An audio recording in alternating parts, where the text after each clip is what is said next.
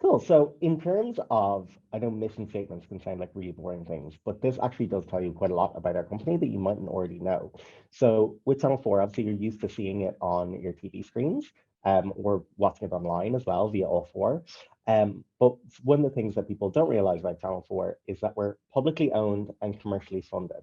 So what that means is that we were set up by the government in the 80s, but all of the money that goes into making the programs comes from commercial funding. So let's say, for example, the BBC would be publicly owned and publicly funded.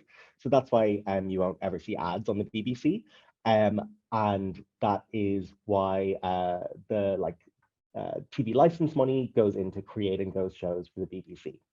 Whereas with Channel 4, we all of the money that goes into creating the shows for Channel 4 comes from commercial advertising. So the ads that you see in between TV shows or when you're watching it online, you know, before or mid rolls.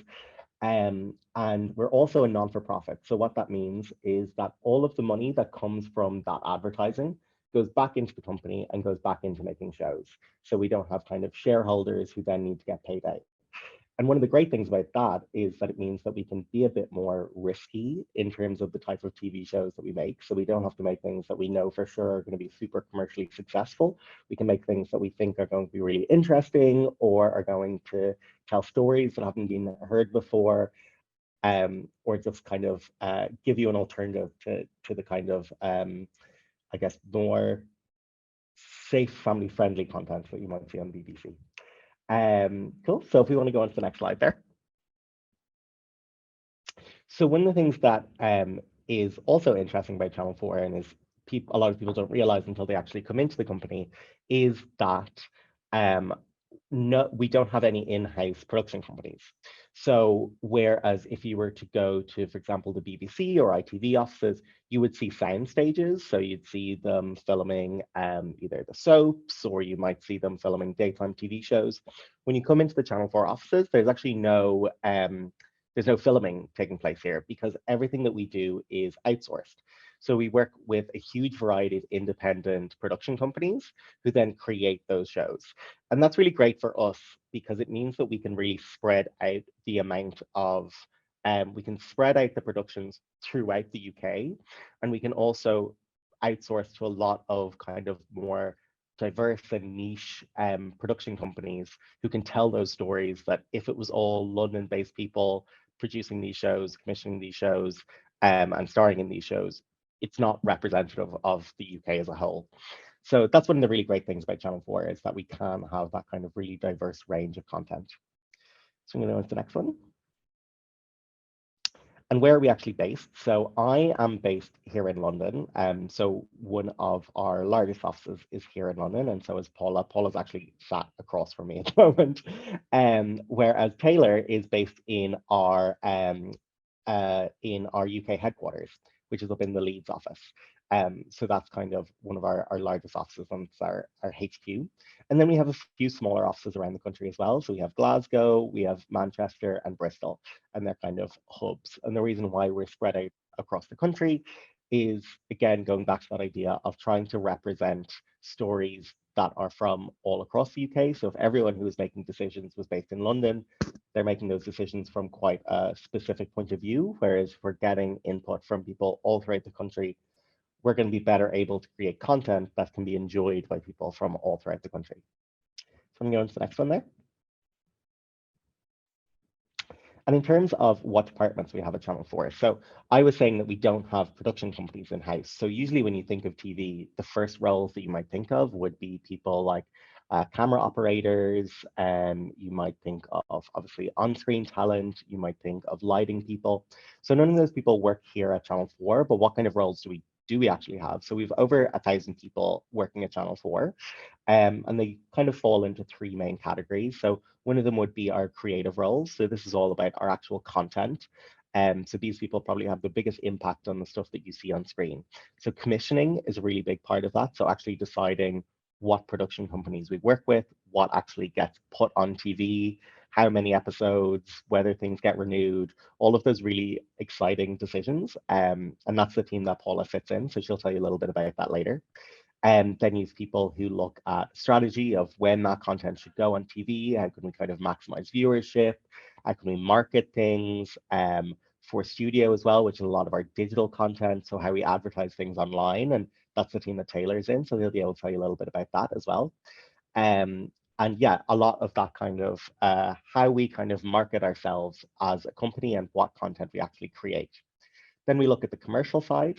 So the commercial side is sales, essentially. So all of those ads that you see on TV, looking at going out to those partners who wants to advertise on TV, but then also being able to advise them in terms of, okay, well, if you are a company that creates you're a company that creates flour, for example, maybe you want to advertise around Great British Bake Off because that's going to give you the maximum traction for your particular product. So there's a lot of logistics that go on there in terms of the commercial side of things and making sure that there's actually revenue within the business to keep us running year on year on year. And then we have the operations side of it, which is the part that I sit in. So making sure that the company kind of keeps going from a logistic point of view. So that our tech is running internally, that we are able to hire people, that we're planning for the future.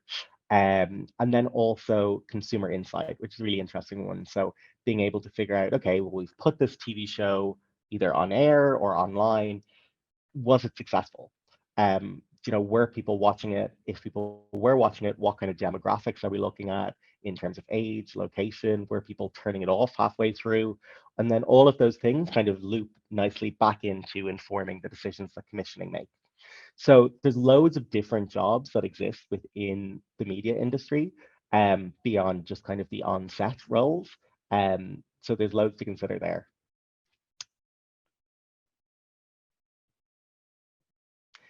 It's quite an exciting time to be in the media industry because it is changing so fast, particularly, I mean, TV. So, if we were to look at maybe 15 years ago, the landscape of entertainment and television was completely different. So, you would, and maybe some people remember this being the way, and some people are slightly too young to remember this, but in terms of looking in the TV guide and saying, okay, there's a new episode of, you know, this particular show out, I need to be watching that at that particular time, or I just won't see it, or you line up your VCR to record it, or then we kind of got into the age of things like skyboxes and things, and people could record it and watch it back. And now, obviously, how people consume content is completely different. So, Channel 4 has actually shifted to virtual first focus with our programming. So, looking at all four as kind of being the main way that we make content in terms of decision making. Whereas that, a few years ago would have been inconceivable. So the way that people stream things now, the way that people binge box sets, the way that people watch short form content. So for example, how many people have watched an entire series of a TV show via their phone rather than, on a large screen. So they're all things that impact the way that our company runs and how it changes. So it's great because it means that there are all these roles that didn't exist until quite recently. So, I mean, the kind of roles that exist in for a studio, for example, a lot of those wouldn't have existed, a few years ago. And the people who manage things like the TikTok account, the people who manage, pulling content for Instagram Reels or how we advertise via YouTube, all of those things are roles that didn't exist until quite recently. So it means that there's a lot of those entry level roles available for people who maybe are just starting out in their career. So yeah, it's an exciting time to be in this industry. In terms of what Channel 4 actually is, I mean, we've a few different uh, channels that you can watch. We kind of tend to split it into terrestrial or linear television and virtual or digital. So Channel 4 is obviously the main one that is streamed into most houses. And then you'll have a lot of ones that you're also familiar with, like for example, E4, which is a lot of youth programming, More 4, which is a lot of catch-ups and repeats, Film 4 as well, which produce a lot of really excellent content, which we'll talk about in a second. And then that second one there you'll see is all four. So as I mentioned, we're really switching to a digital first approach in terms of online streaming. A lot of the shows that we release now will be released all in one block, the same as you'd have with things like Amazon Prime or Netflix, so that people can watch those box sets in one evening if you want. Um, so yeah, that is kind of our channels and overall what we do. So I want to flick on now and onto the next one. In terms of the kind of content that we actually create, sometimes because it's commissioned and outsourced, you mightn't even realize that some of the things that you are watching are Channel 4 productions. So if we want to look at some of the films,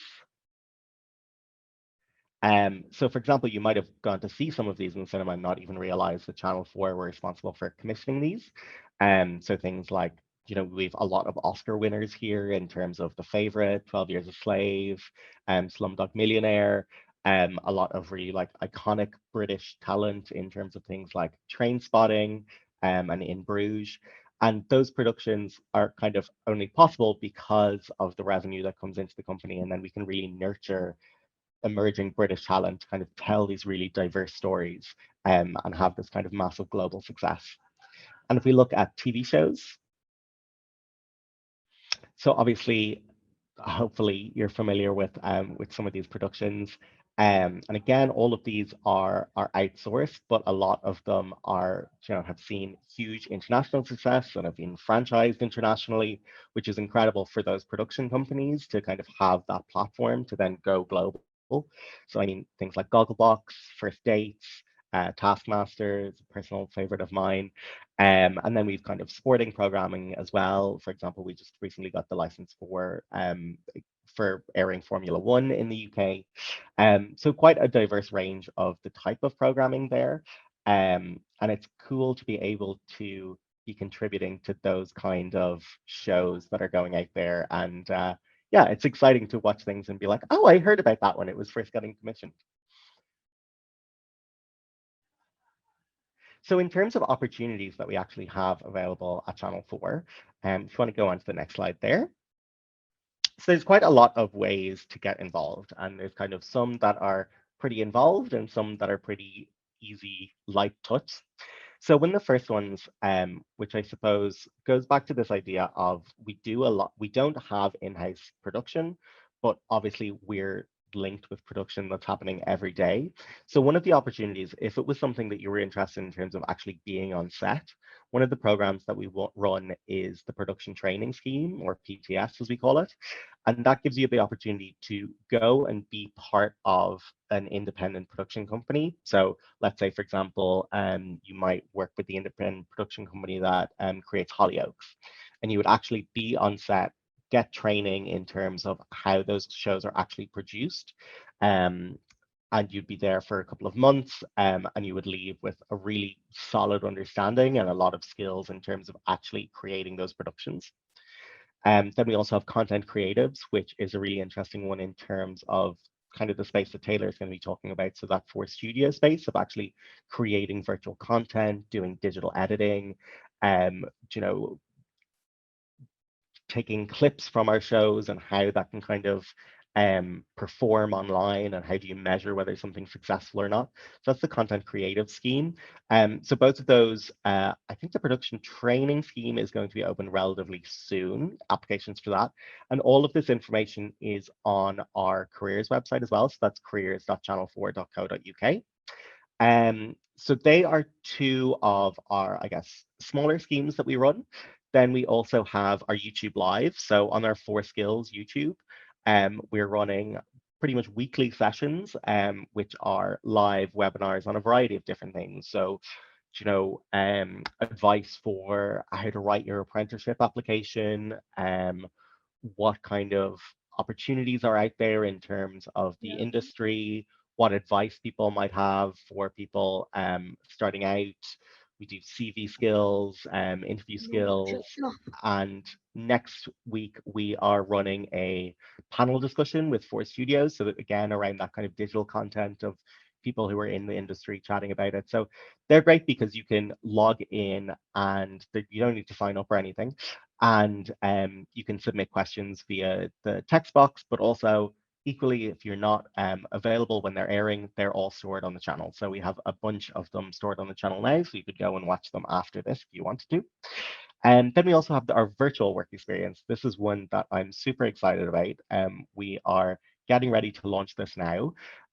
So the virtual work experience is basically to try give people an idea of the type of roles that exist in Channel 4, like I was talking about earlier, that they're really varied.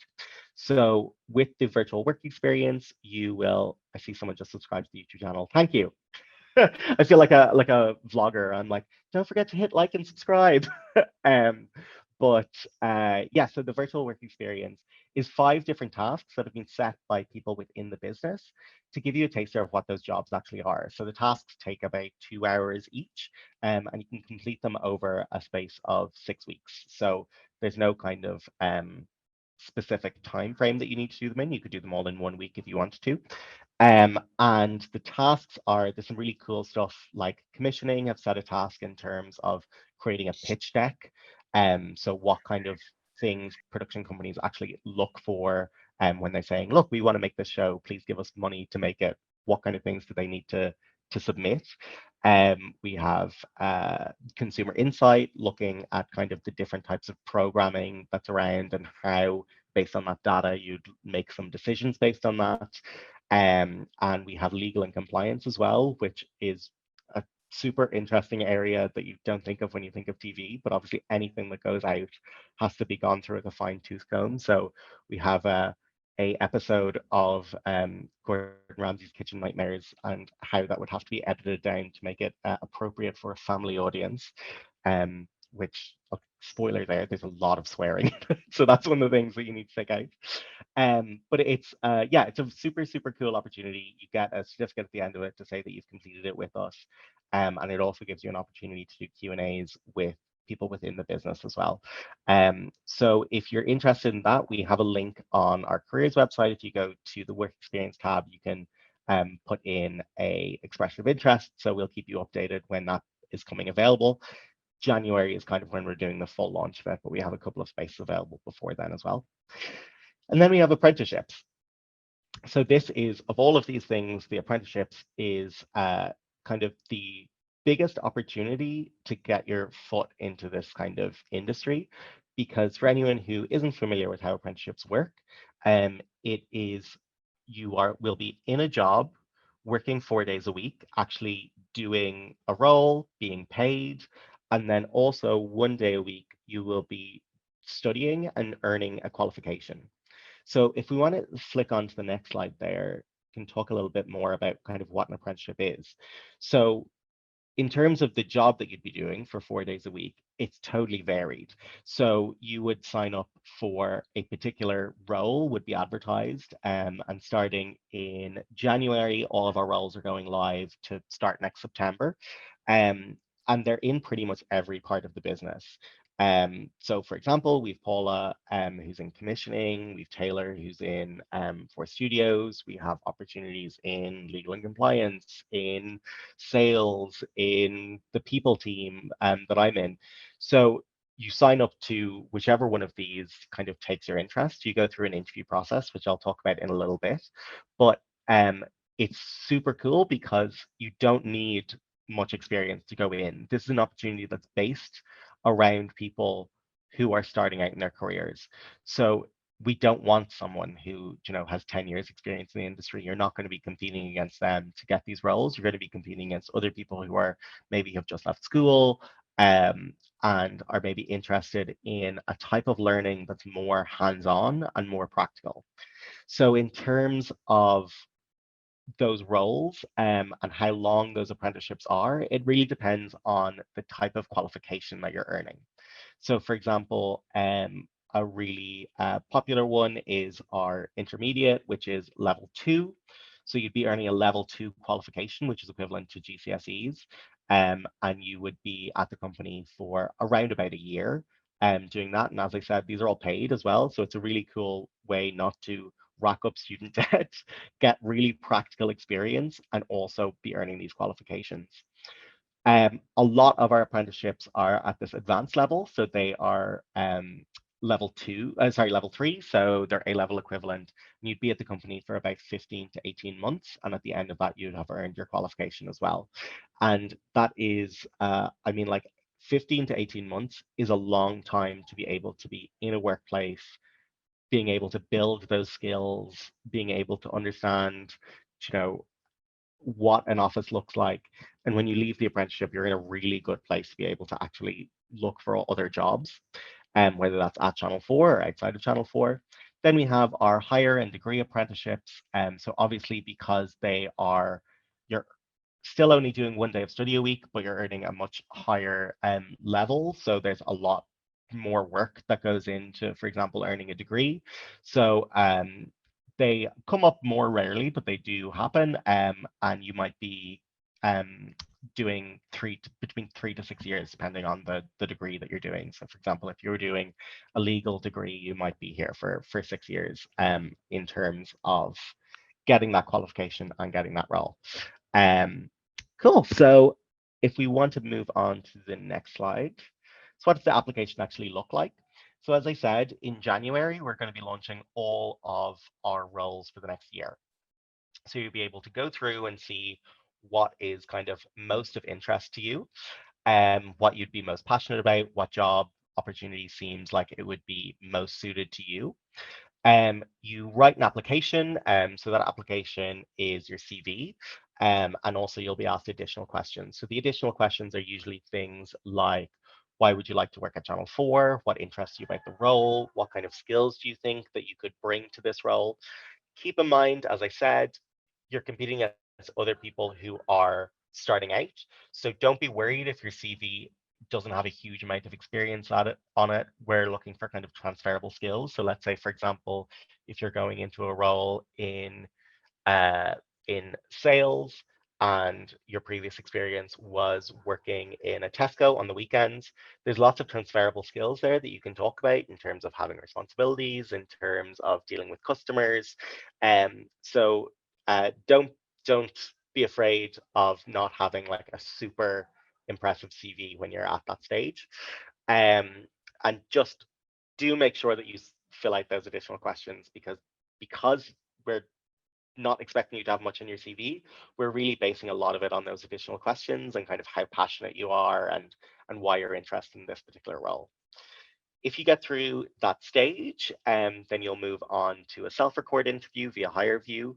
Again, we'll be asking you questions like, why are you interested in this role? You might get things like, give me an example of a time that you worked well as part of a team, and you could pull from examples that aren't necessarily work-based. You could think of volunteering or even school or college.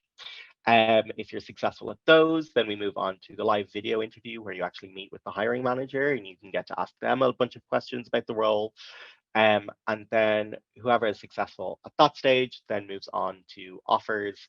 And as I said, those roles will all be starting in September. The only minimum requirement for those is that you are over 18 by the time your apprenticeship starts. So if you were 17 when you're applying, that's fine, but as long as you're 18 by the time you'd actually be starting that role. And just to say as well, if any of that seems daunting, we'll be doing a bunch of YouTube lives around the time to kind of advise people on what to expect and how to prepare. And then also, if you do require any disability-based adjustments at any point during the process, do let us know and we'll be able to put those in place so that your application can go as smoothly as possible. Some advice in terms of, we get a huge number of applications, particularly for the kind of more popular roles, and some things that you can do to kind of help you stand out. One is to research the company, so understand why, not just why do you want to do this particular apprenticeship or this particular role, but why do you want to work for Channel 4? So have kind of an understanding of some of the things that I explained earlier in terms of that we're a non-for-profit, that we're publicly owned, we're commercially funded, those kind of things, because otherwise you can catch yourself in uh, in not knowing much about the company, and then it kind of looks like you're not super interested in the role. So that's a good way to prepare, is do a little bit of research on the company. Reread the job description. This actually applies for any role that you do. Really go through the job description and look at the key duties and skills that are highlighted there, and then think about how that relates to things that you've done in the past.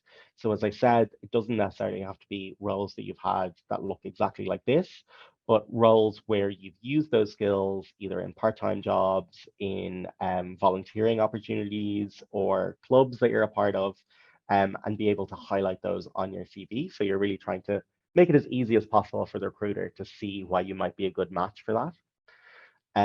As I've kind of said, all work experience is good work experience. And also think about how your hobbies or part-time jobs might be relevant. So for example, if you were the captain of your local football team, or if you were, a team leader in the Scouts, all of that are things that are relevant at this stage. So do feel free to include all of those. Cool. So now I'm going to hand you over to two of our apprentices. So I'll hand you over to Paula first. So as I mentioned, Paula's in the commissioning team. So they're at the front lines in terms of what actually gets shown on TV. And Paula, if you could tell us a little bit, I'm looking over here because she's, again, literally just opposite me. But if you could tell us a little bit about how long you've been at Channel 4, and then also kind of what your role involves on a day-to-day basis and what your team do. Hi, so as you said, my name is Paula, and I work in commission operations. And so basically, this is within the content department, and I've been working in it for around 3 months. And I work closely with commissioner editors and executives. And commissioners are basically the people that decide which independent companies we should work with, and what shows will actually get shown on TV. So because I work closely with these people along like all genres of comedy, drama, daytime features, I just get to oversee that process a lot. I don't directly commission. Obviously, to commission, you need experience in production. But I get to understand what commissioners look for in a TV production and how they can see it fits with Channel 4's brand. So another thing that I've realized as well is that being able, as an apprentice, you're able to just kind of be flexible within different departments as well. So as I said, I'm only a commissioner operations apprentice, so I get to be within different genres and see how they work. And with different genres, there's different like scripted departments, unscripted departments, and just a range of experiences to just kind of get involved with every day. So I would also like recommend too within my role that on a day-to-day basis, it can be very varied. So I work with different commissions, not just one, and different departments and genres. So I get to be in kickoff meetings, so meetings where we're launching a new show and we're talking with some of the talent, so the famous people that we see on the TV basically, and just kind of speak with the independent production company and see how their production is going and basically update each other. And I guess that's just really cool for me as well because I get to meet all these people and experience basically different stages of production within TV shows. So it gives me a great like oversight when it comes to TV production. So I really do think it's a great role if you're interested in commissioning and production as well. So yeah, I hope I've covered everything. And Paula, what made you decide that you wanted to do an apprenticeship? What made you decide that you wanted to do an apprenticeship, and what made you decide that you wanted to do an apprenticeship at Channel 4 specifically? So just a little information that I'm 18, so I came straight from A levels. So for me, I was trying to decide whether I wanted to do an apprenticeship or go to uni and do TV production. But for me, I felt like gaining experience within a company such as Channel 4, which is amazing because it has so many roles and has done so many TV shows for me that I've loved since I was a child. So I felt for me, gaining experience within TV would be great for my future because obviously experience within the media industry is highly valued over qualifications. So I feel like to not be worried if you feel like I don't have an A level in media or I haven't done a degree in TV production, there is no issue with that whatsoever. You need to show that you're passionate about the role and it's something that you want to do long term, or it's something that you're just really interested in and that you've been kind of interested in for a while and you've done your research around the role and around the company. And I would say with Channel 4 as well, to be particular, I found that they do more beyond what other broadcasters do when it goes regards to diversity and inclusion and taking risks within their content. And I think if you can see a lot of our portfolio, we're not really afraid to do things that other channels and broadcasters are not doing. And we're okay to kind of stick out and kind of just I guess just be different and not be afraid to represent all groups within the UK and around the world. So that's something that really engaged me because I am really like interested in that content. So that's something I feel like makes Channel 4 unique. And if you do want to work for Channel 4, that's something that is a great thing to mention when you talk about why you're passionate. And it's a great thing to mention about when you're and how you've been attracted to the channel, if that makes sense. Yeah, totally. And I think that it's one of the nice things about working at Channel 4 is that people are really bought into to to the remit of what we do, and a lot of us just really love the content as well. I know I will watch Gogglebox literally every week. I even during lockdown went back and watched every single episode of it from before I started watching it. So yeah, people here like really love the content and I think believe in the type of content that we make as well. So Taylor, for yourself, if you could tell us, I suppose, how long you've been at Channel 4, and also a little bit about what your apprenticeship involves on a day-to-day basis. Yeah. So, hi everyone. My name's Taylor. I work as a social media apprentice through Force Studio. My sort of forte within Force Studio is branded entertainment. So that's working with brands and sponsorships and things. For Channel 4, I've been here for about 4 months. Started in July, well, coming up to 4 months, I guess. I'm really enjoying it. It's not my first apprenticeship. I did come straight from a different one, which I guess speaks volumes to what I think about apprenticeships and sort of the places they can get you in life. Personally, again, like I said, I've been in one before. The Channel 4 one is by far has been my favorite. Everyone here is lovely. Like Channel 4, it's the Channel 4 motif is it's okay to be different.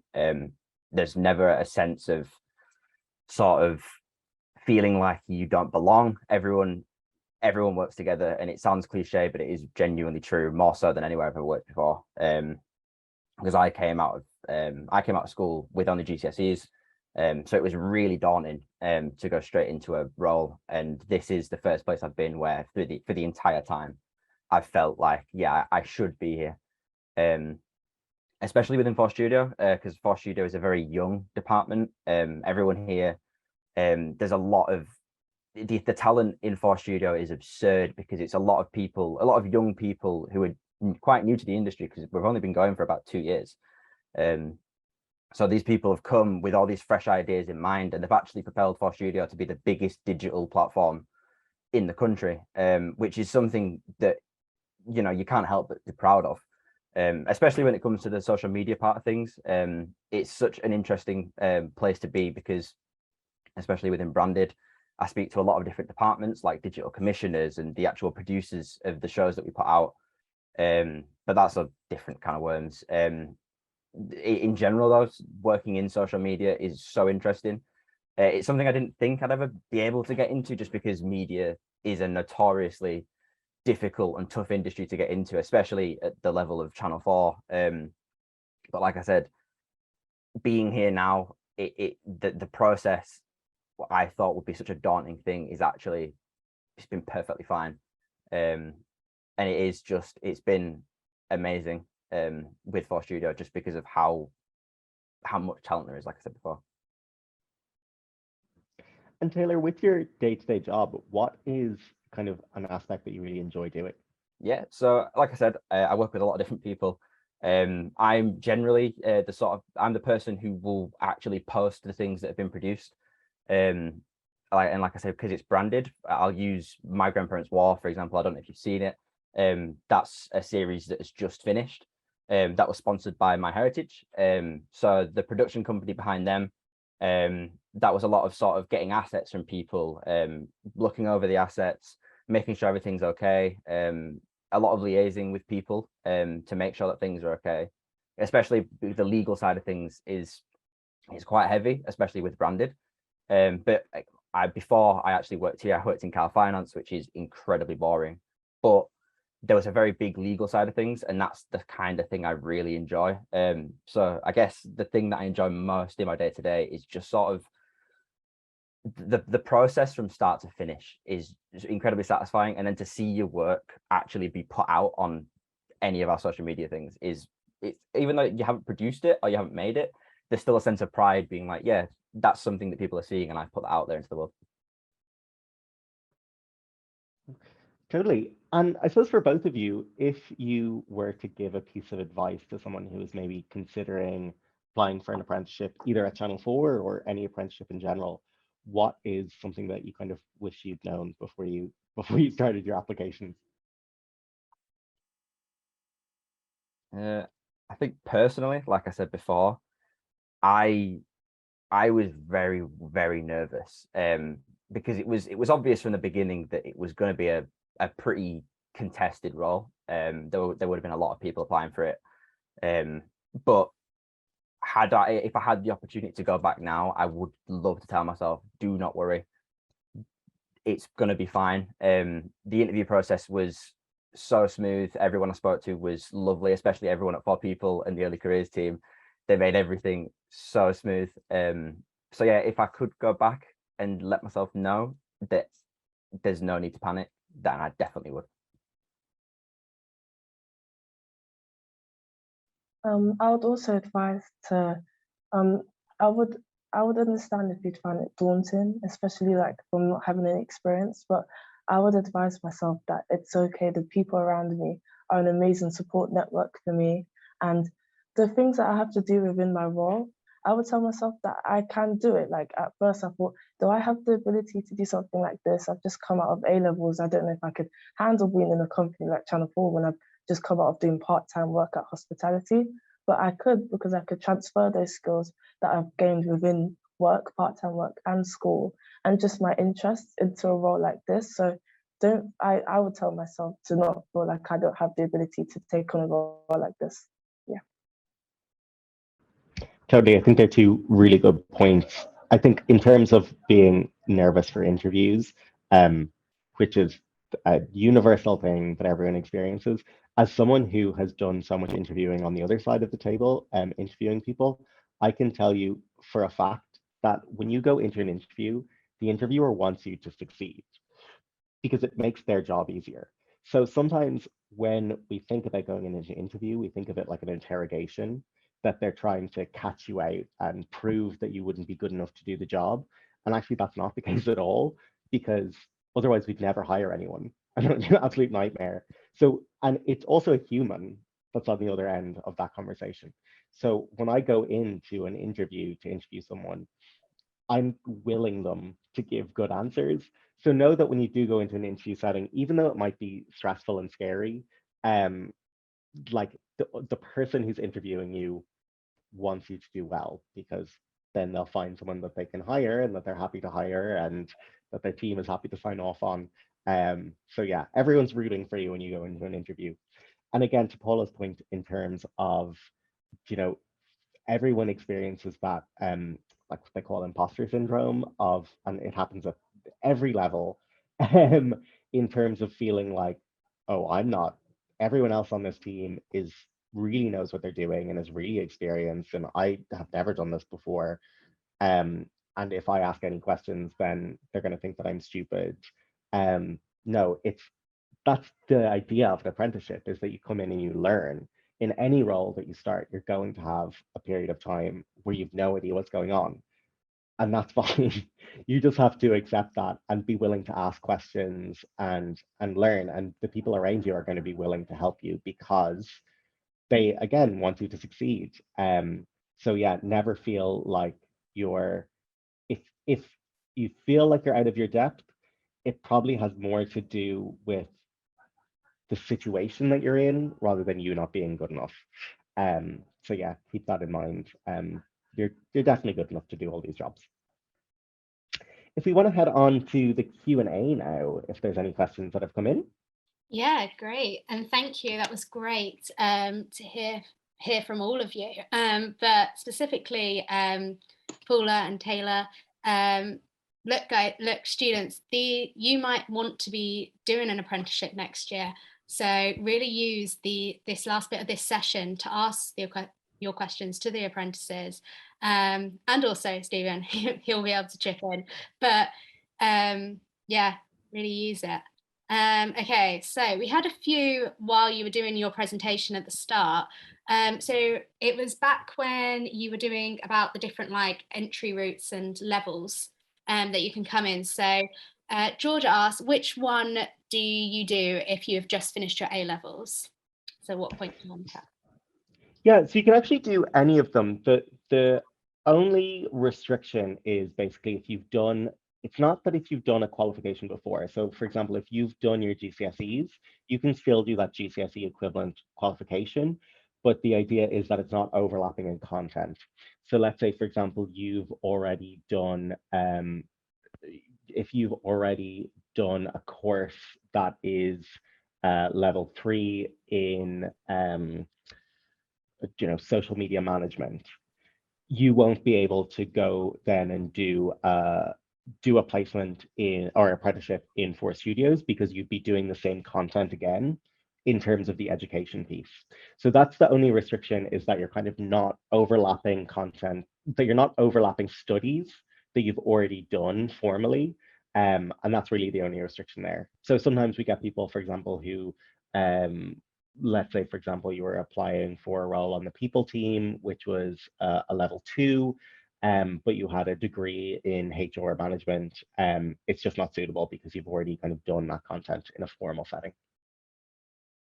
Yeah, so I think you can enter with any apprenticeship, you can enter on any level. So even if you've done your A levels and the level of apprenticeship is the equivalent to A levels, it will be different content and you'll be learning new things, and there's still that progression there.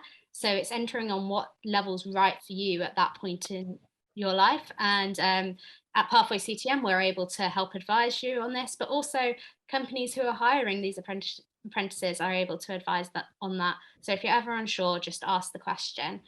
Another question regarding that. So someone's asked, do you have to go chronologically? So 1, 2, 3, 4, or 5, or could you go straight to 6? I think we've answered that briefly, but just to clarify. Yeah. Yeah, you can go in at any level that's offered, so you don't have to kind of build up. Yeah, perfect. Okay, so Fletcher has asked a question: which of the pathways/starting roles would you recommend for someone who wants to go into presenting?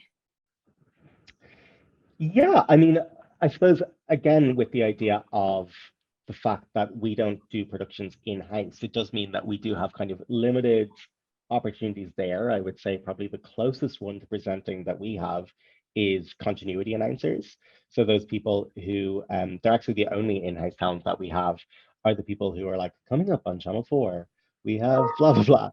And actually they're super interesting roles because they do those voiceovers, but they also write those voiceovers. So there's content creation that they do, and they also monitor. It's a wild job. They're like actually there in front of the big monitors, looking at what's being broadcast live. So that if there is any issues that arise, if there is any technical difficulties, if anything gets pushed back, that they have to be able to kind of manage that. So that is probably the closest that we've got to presenting based roles here at Channel 4. Great, thank you. Someone else has asked, if you want to get into writing for TV and film, would you go to the independent production companies or Channel 4 for employment?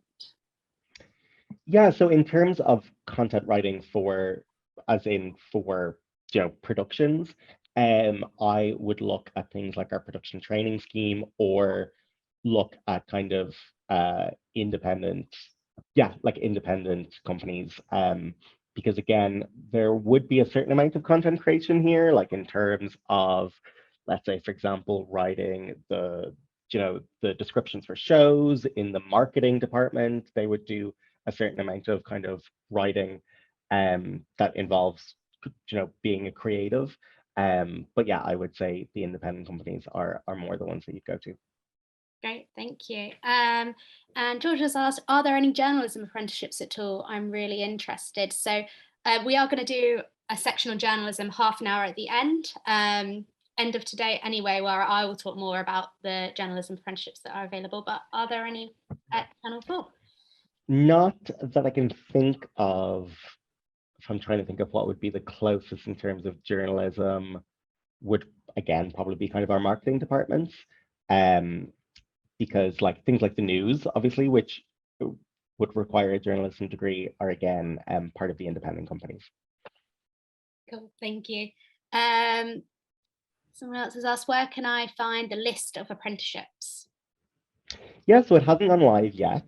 So that's going to be going live in January, but all of the information, either if you follow For Skills on any of our socials, so on Twitter or Facebook, I don't know, I don't really use Facebook anymore, but so on our Twitter or on the For Skills Instagram, also the For Skills YouTube page, we'll be posting loads about that once those roles go live, or on careers.channel4.co.uk, all of the roles will be posted there. So they're just not live yet, but in January is when they'll go live. Yes, so keep an eye in January for all of them. That would be great. So this is a random one, but how does casting for Gogglebox work? I actually have heard someone from Gogglebox talk. I can't remember who it was. Oh, it was the Malones. You know, the ones with all of the dogs. They've like 9 Doberman. They were talking about how they ended up cast on the show, and there was just signs up around their local community center, because obviously with Gogglebox, they're going to want people from different areas of the UK. Again, going back to that idea of representing the whole UK. So sometimes they'll say, okay, there's actually a niche here that we don't have people from, you know, we're lacking people in kind of the Liverpool area, so let's do targeting there. So my understanding is that that's how they're cast, is that they do open calls. Great, thank you. Sophie's asked, aside from an apprenticeship, what would you say was the best way to get your foot in the door in the television industry? Yeah, I mean, I know that, again, it depends what part of the television industry you're looking for. So in terms of production, the kind of most common entry level job there would be a runner. So runners do kind of, they would be on set and they would be doing a really wide variety of things. Kind of, it might involve running out and getting props. It might involve, you know, monitoring anything that needs to be done, helping out the camera crew, things like that. So that's kind of the most entry level job. And then people kind of build up on that and slowly get into production with those independent companies. So that's kind of external to Channel 4. That's one really entry level role. And then within Channel 4, other than apprenticeships, we have a lot of entry level roles within sales. So kind of, you don't need a huge amount of experience to go into those roles, but it gives you an awful lot of exposure to kind of how the television industry works. And then obviously the production training scheme and the content creatives as well. So I think they're kind of the main ways that you can get into the industry. Yeah, great, thank you. And then Toby's asked, what production companies are most used by Channel 4? Ooh, that is a tricky question. Oh, yes. Okay, brilliant. Paula knows the answer because I just don't. So I would say we use Love Productions quite a lot. Studio Lambert, Rumpus Media. Studio Lambert make content for Gogglebox.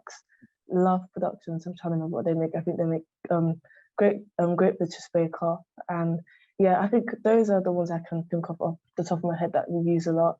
And yeah, just Commission and View basically use a lot of these production companies.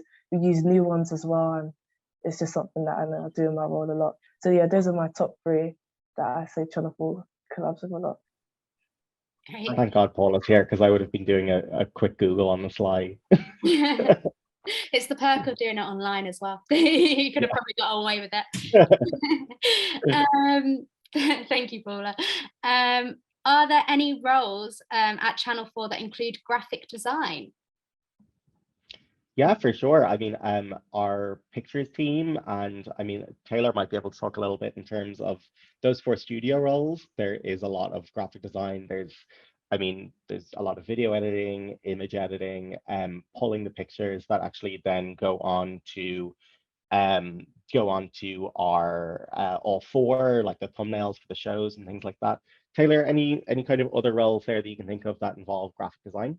Yeah, so for creative, they provide a lot of our content for studio. So like the sort of we'll get graphic designers, especially with my role, there's times where I'll have to request an asset from somebody, like, and there'll be like a specific way I'll need it, or you know, I'll have to send something back and be like, I'm really sorry, but could you change this? Could you change that?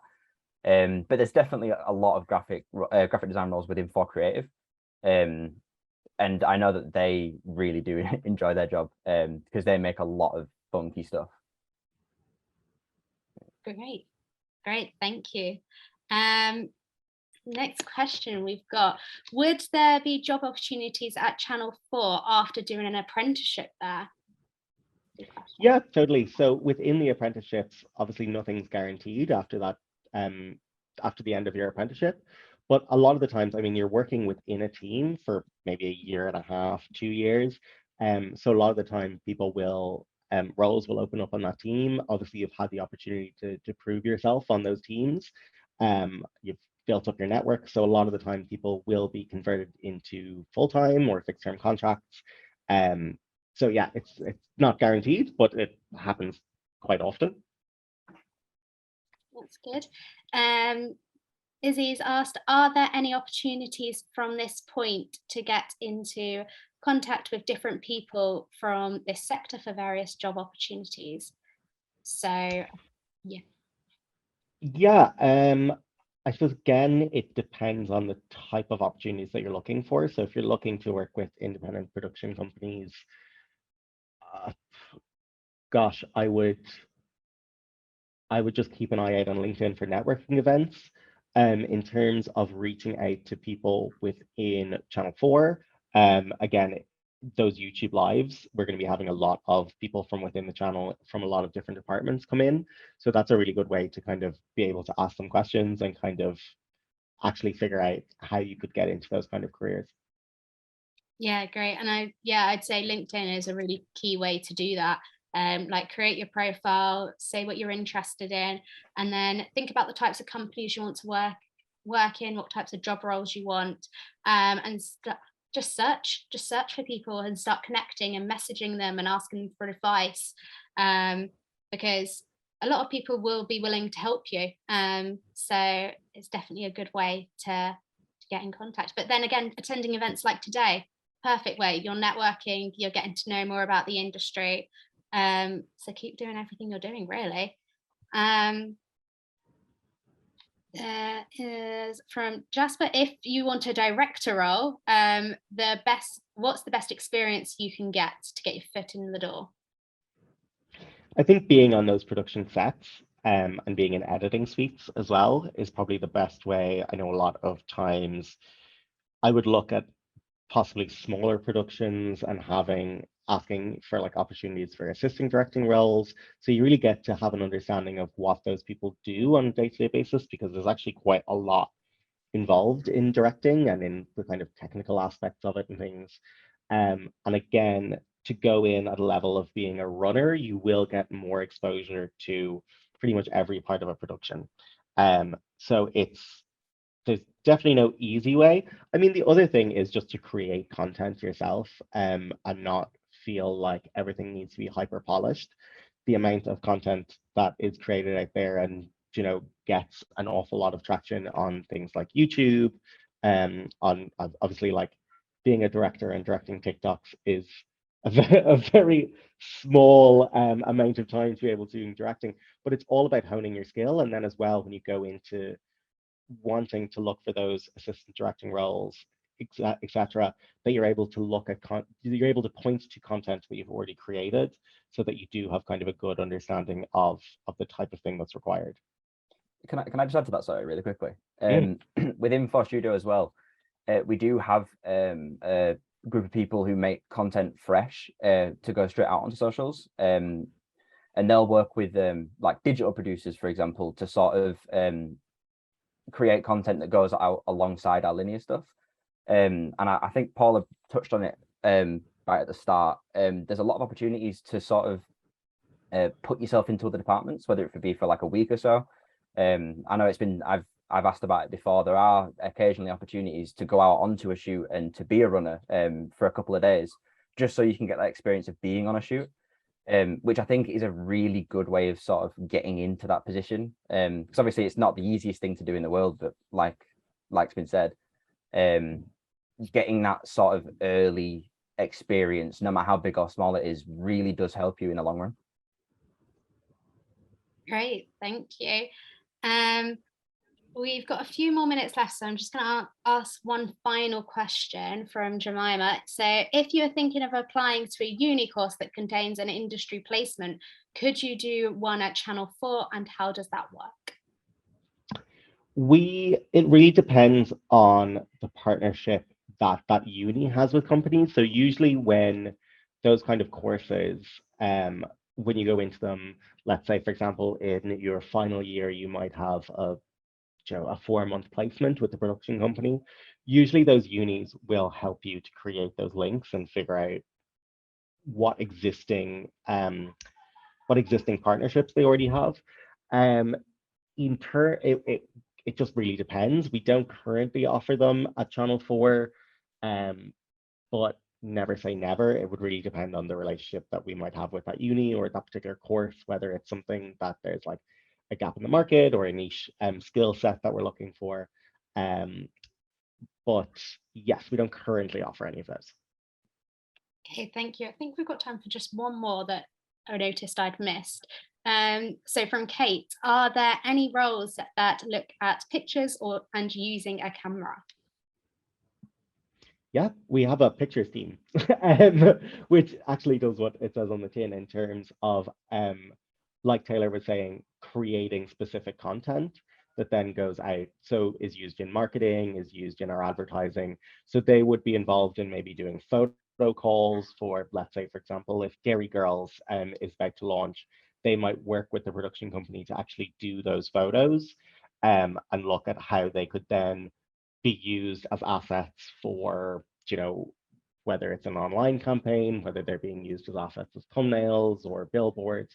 So the pictures team actually do look after pictures, ironically. Great, thank you. And thank you for answering all our questions today. It's been great. So we have lunch now.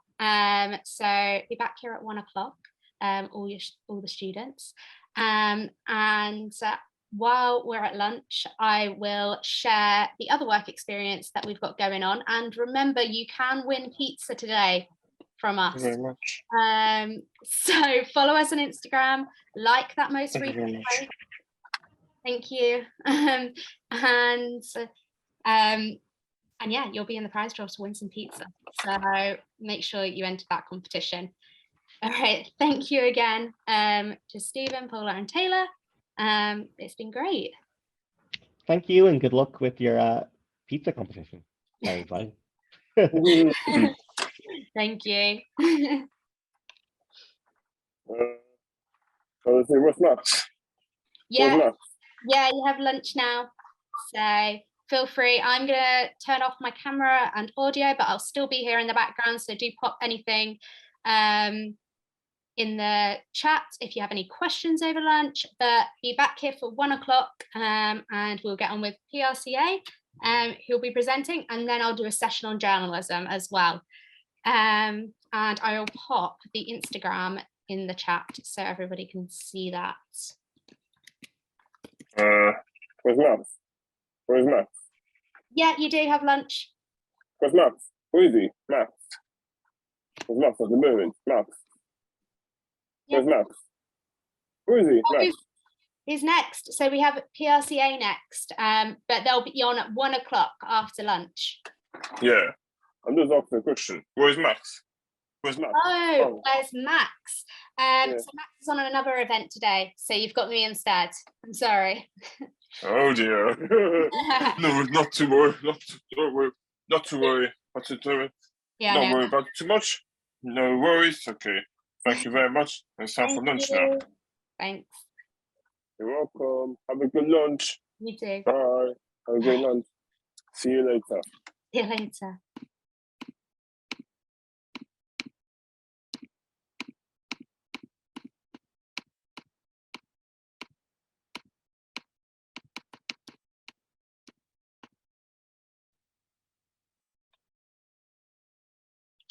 So question, what do I need to do to win free pizza? So follow our Instagram, like our most recent post, and that is it. That's all you've got to do. And then we'll pick a winner at the end of the day. If you're already following, just like that post and it will come through. And I've left the work experience sheet up on the board, so, well, up on your screens. So if you're interested in public sectors tomorrow, scan the QR code and sign up.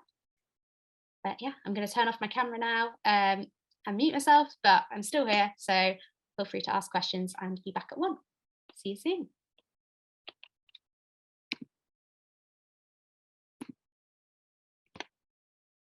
Hello everyone. So we should be starting to come back from lunch now. Got a couple more minutes to do your final things before we start. But if you are back, let me know by popping in the chat what you had for lunch, just so I can see when you're back and that you can still use the chat box and everything's still working. So go ahead, tell me what you had for lunch.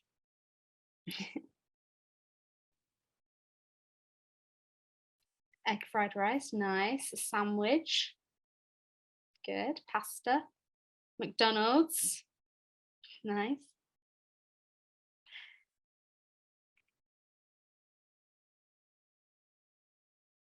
We had chicken strips, chicken curry noodles, cheese and bacon sausage rolls. Wow, you guys all sound like you had better lunches than me.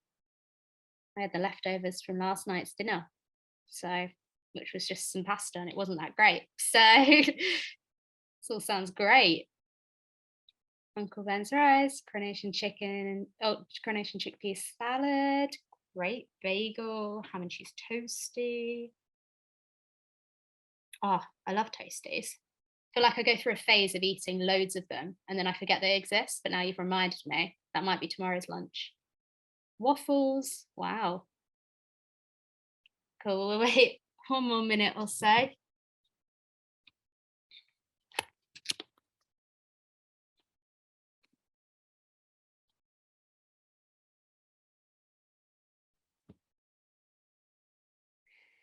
Cool. If you're just joining us back after lunch, pop in the chat what you had for lunch, so I can see you're here and it's all working.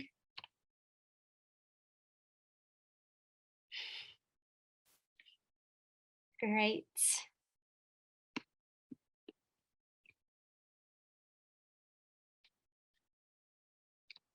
Stir fry with green chilies. Wow. Toast. Toast is always good. Cool. Just start sharing my screen.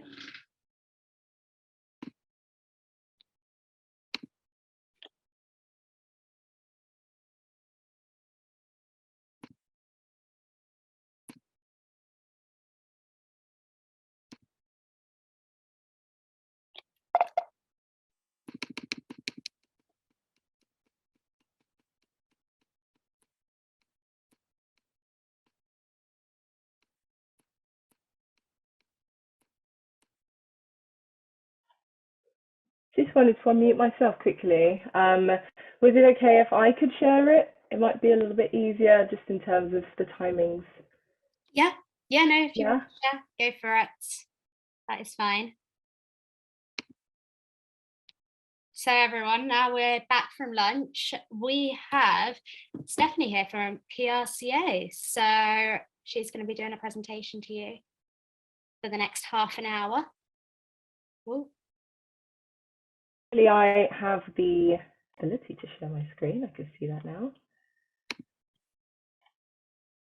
Is it? There you go. That should have done it. Amazing. Thank you. Cool.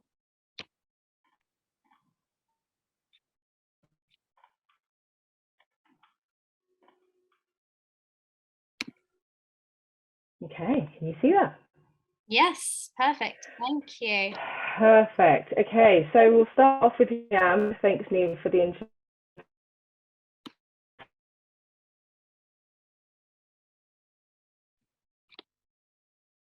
Oh, Stephanie, you're breaking up quite a bit. Oh no. Oh, we can hear you. You're just. You can hear me? Yeah, we can now. Carry on. Sorry. Okay, lovely. I'll try and speak a little bit louder then. So essentially, I oversee the public relations apprenticeship. I'm really pleased to be here. Hope that after this presentation, you'll have a better understanding of public relations or PR and also how you can get into it. So, who are we? Sorry. So we are the Public Relations and Communications Association, and we're the world's largest professional PR body, representing over 35,000 members or PR and communications practitioners in 82 countries worldwide. So we uphold professional standards through offering training, sharing best practice and industry data, and running events and campaigns to bring PR professionals together. But separate to the work that we do in the industry worldwide, we are also a training provider for PR and communications apprenticeship. We run this program to give young people and adult learners opportunities to earn while they learn in a real job, gain a real qualification, and hopefully a real future as well. So we'll start with what PR actually is. And PR is, as I mentioned earlier, and it essentially refers to the strategic communication from an organization or a brand or an individual to the public. Its purpose is to maintain or promote a positive public image or respond to public discussions. PR professionals offer advice and deliver campaigns that strengthen and protect the organization's reputation. In other words, it's reputation management. You can associate communication. So written and verbal communication skills are a must, along with good speech writing, public speaking skills. Research as what is on your screen at the moment could involve going to a brand's target audience to ask questions and gather information in different ways, including through interviews or surveys. Otherwise, PR professionals might use existing research to learn more about their target audience and inform how they run their campaigns. Networking includes building connections with other PR professionals and people from all types of industries. And these connections from their network can be a great source of help when they need or are in need, and vice versa as well. I'm sure you're all very well versed in the different social media platforms, so Twitter, TikTok, and Instagram, to name a few. But businesses also often use social media to promote their business's values and often appear more relatable. Product placement. So every time a brand name and product appears in the media, consumers like us become more aware of the product and brand. The media is the bread and butter of a PR agency, essentially, and its sole objective is to get good and positive coverage without paying anything. And PR professionals spend an ample amount of time building relationships with media contacts, even compiling media lists of various newspapers, magazines, radios, and online media. For PR professionals, an event is a great chance to show their business or product to the public, whilst crisis communications is all about preparing an organization for a major event that threatens the brand, its reputation, its stakeholders, or the general public. Agencies need a strong relationship with their clients in order to understand them, have empathy, and represent them effectively. Often, the stronger the relationship, the clearer the message. And influencers, this is another one hopefully you will know about as well, likely seen on your social media accounts, maybe even follow some of them. And influencers can help a brand by improving the trust and awareness. They build engagement with their followers or their audience. And they boost positive search traffic as well. Press is basically another word or another term for the media, and the news industry focuses on delivering news to the general public through print media, so newspapers and news magazines, broadcast news, so radio and television, and internet, so online newspapers essentially. Branding, on the other hand, is what a customer thinks and feels when they see a specific product or a brand, and why they choose that one instead of the other one on the shelf that's literally right next to it. A stunt or a publicity stunt is a planned event that is designed to attract the public's attention to the event organizers or their cause. And last but absolutely not least is reputation. So PR is all about maintaining positive relationships with anyone who comes into contact with a company or a brand. So essentially PR is all of these things. And the industry offers a wealth of opportunities. So a PR job could see you organizing events, participating in conversations on Twitter, writing press releases, placing stories in newspapers and magazines, and promoting some of the world's most exciting charities and brands. So people often confuse PR with advertising, but here are some of the differences between them. So although PR and advertising both aim to raise the profile of brands, organizations, or individuals, they do this in very different ways. So firstly, PR is more nuanced, as I like to say, and essentially behind the scenes. But also advertising is space in the media that has been bought, and PR is space in the media that has been earned. So you can see the differences there literally side by side. So I'd like to play a very short video that I think perfectly summarizes PR and hopefully cements some of the things that I've already talked about as well. So here we go.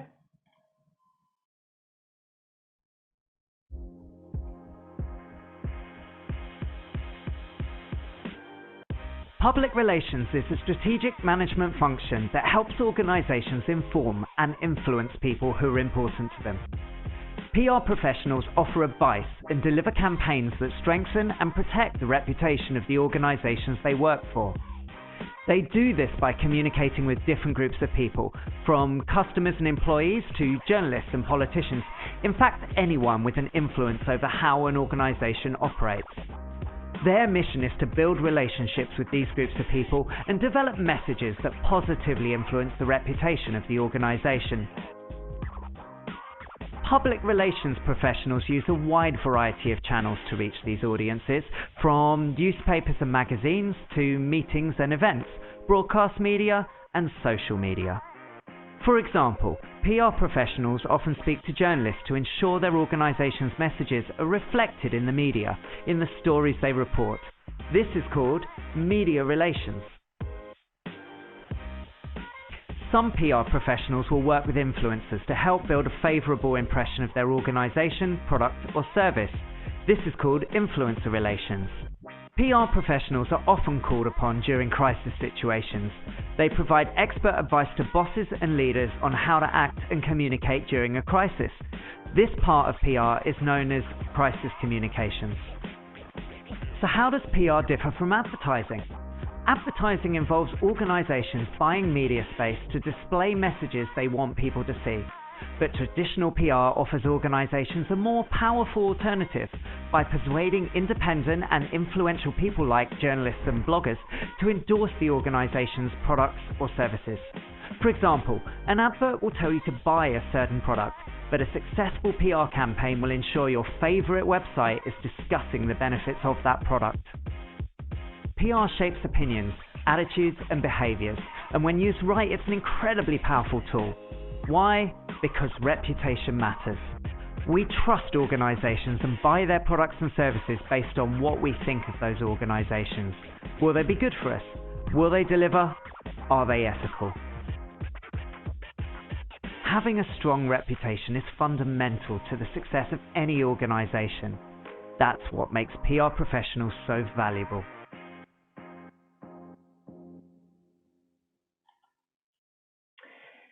Brilliant. So hopefully that explains a little bit more about PR itself. And there are two main arms of PR or public relations. So there's agencies and there's in-house. And PR agencies will have a group of different clients whose PR they manage.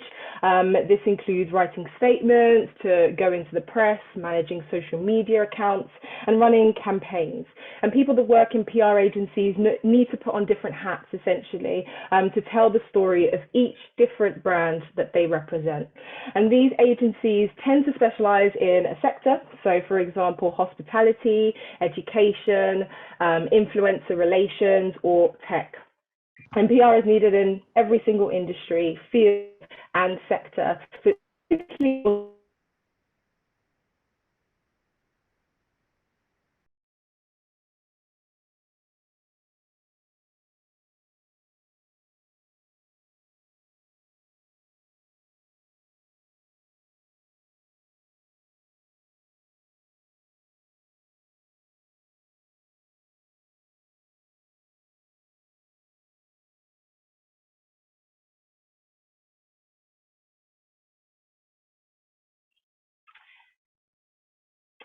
right, so if you are a strong writer, interested in all forms of the media, have a creative mind, and enjoy meeting new people, then PR could be a great career option. So these are some of the skills and interests that actually you might take for granted. You likely already have them. So writing, customer service,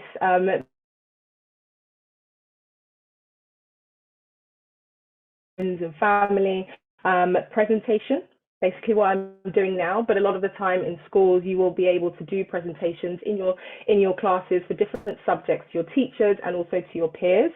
Social media, that is probably second nature to a lot of you. Current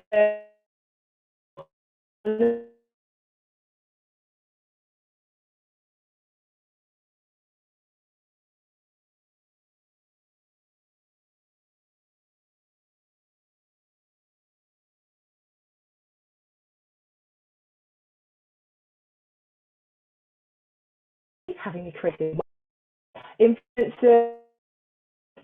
And essentially, these are the things that if you have them, then you likely will be able to thrive. Of course, coupled up with the attitude to wanting to learn more, to understand and ask questions.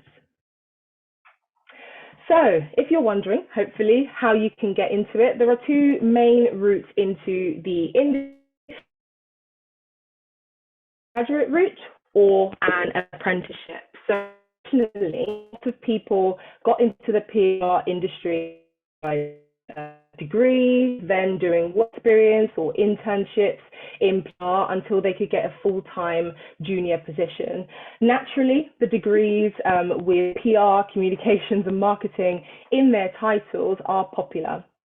But PR professionals also hold a mixed bag of degrees. So the other related degrees are English, any sort of humanities subjects, business, of course, because then you understand the importance of for the business and how it benefits business in terms of financially. And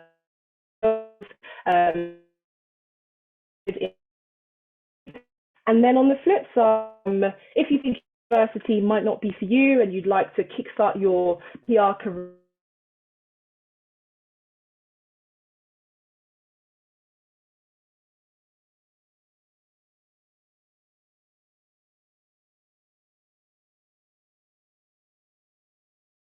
to a foundation degree or first year of university, and it's basically a genuine opportunity to earn while you learn in an exciting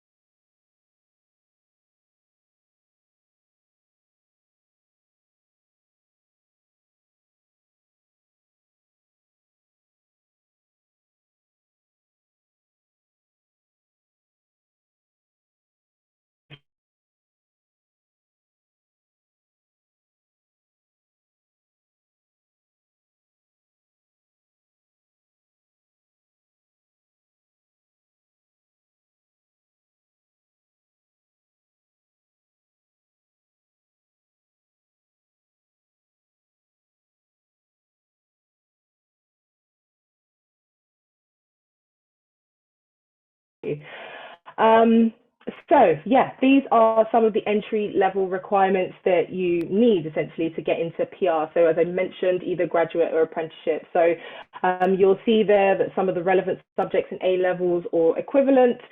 We typically will prefer 3 A levels or equivalent, or you can do lots of other stuff. And essentially, as long as you can sort of prove that it is relevant to PR, you can sell yourself in some way, there's no reason why you wouldn't at least be given a foot in the door. Right, so as I directly specialise in the apprenticeship route myself as head of apprenticeships at the PRCA, I wanted to give you a little bit more information about the actual PRCA apprenticeship that I oversee. So it's a level 4 higher apprenticeship in public relations and communications with a structured qualification. So it's a full-time job where you're developing knowledge and skills from a combination of theory and practical study. You'll get every single week 1 study day minimum to focus on your apprenticeship work, but outside of that, it is a full-time job. You are making money, your employer is paying you to study as well. You'll essentially be spending that study day on coursework and theoretic assignments that your coach will be setting you, and there are over 40 industry training courses that would be available to you to support your overall development. The program is fully virtual, instead of you visiting a college of any sort, because technically PRCA is the college, and you'll have an online portfolio of evidence as well, where you'll be able to keep track of your learning, upload all of your coursework that you will be completing and that is set by your coach, and typically just be able to see your full progress from start to finish on the same platform. Most importantly, you will get support from practicing PR professionals who will impart their knowledge on you.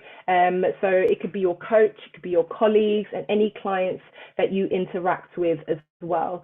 So it's really key for gaining actual real life skills, of course, and you get to work in a real PR job. And of course, hopefully get to work with really cool brands and do what you enjoy. So the main question that we get when discussing the PR apprenticeship is, what is PR? So since we've covered that already, here are some of the other frequently asked questions from those interested in starting a career in PR through the apprenticeship. So how long? It's approximately 18 months, as I mentioned, and it's 15 months for the training and then 3 months for the endpoint assessment. What happens at the end? 75% of our apprentices stay on at the same company that they complete their apprenticeship in, and those who don't are supported by the PRCA to find a new role. And who applies? So it's mostly young people who have completed A levels, but we do take on grads too. So however, grads who have degrees that are too similar to PR and communications won't be eligible, but we do take them on if they are wanting to sort of veer off from what it is that they studied degree level. The average age of an apprentice as well that have started with us is 20 years old, just to give you an idea. So how much does it cost? Absolutely nothing to you. So your salary and training are paid for by your employer. And the financial aspect is a huge pull for young people and young adults, considering that you also get to develop real life skills. The average wage of a PR apprentice is roughly 17,500 per year, or 20,000 for those based in London. And this is considerably more than the national average for apprentice wages. And actually, if you take into account the fact that your employer is not just paying you for your time working with them, but also paying us for the training that you're doing. So that's what you're getting the qualification for at the end.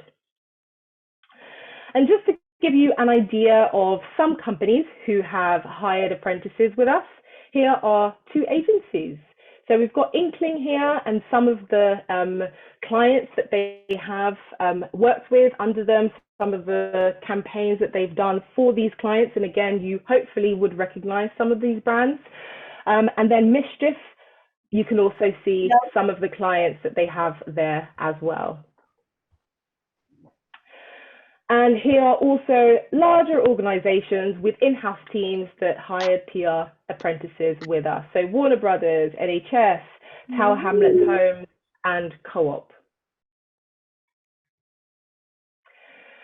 So I would like to play two more very short videos that show a group of PR professionals explaining what it is that they do, how they got into it, and the qualities needed to thrive in the PR industry. So I'll only play certain aspects or sections of it, but if anyone would like to watch the full video, please let me know, and I'm happy to share the link.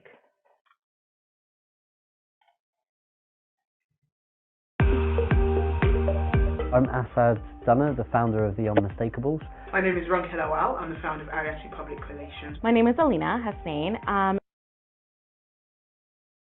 and I am a senior digital health strategist at Edelman, UK. There's a stereotype of what a PR professional is. It's kind of glamorized. If you look at movies and TVs, you have an idea of like PR is like, you know, you're a publicist for a celebrity. It doesn't really exist anymore. I don't meet any people who look like they've just fallen out of AbFab. So what do I do? So basically, I help my clients communicate better and effectively to their audiences, and I make sure we help to build trust and strengthen and manage their reputations and get them seen. Digital PR kind of spans from A to Z, so it's anything from social media strategy, you know, the content that we're putting out, the assets that we're putting out on LinkedIn, Twitter, Facebook, etc. It's anything from audience persona work, it's website development, app development. It's essentially making sure that our clients are telling the stories that they need to tell online.